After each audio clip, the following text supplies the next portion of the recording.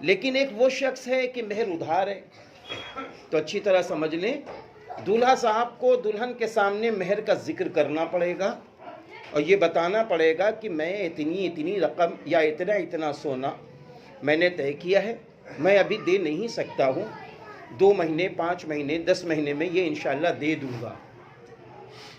अब वो दुल्हन कहती है ठीक है, तो ये मेहर आपको बाद में देना होगा, अब एक दूसरे की खुशी का हक हासिल है।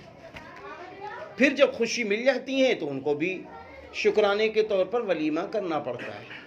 मेहर जब तक दुल्हन को न दिया जाए तो दूल्हा अपनी बीवी का कर्जदार होता है। ये अच्छी तरह याद रखें। कई बच्चों के लोग मालिक हो जाते हैं लेकिन वो मेहर अपनी बीवी का नहीं अदा करते हैं। मैं समझता हूँ कि ये मकरूज हैं। और याद रखना, कर्ज के सिलसिले में है कि शहादत पाने वाला शहादत तो पा जाएगा, लेकिन अगर कर्ज बाकी है तो उसको नेकियों के ज़रिए अदा करना पड़ेगा।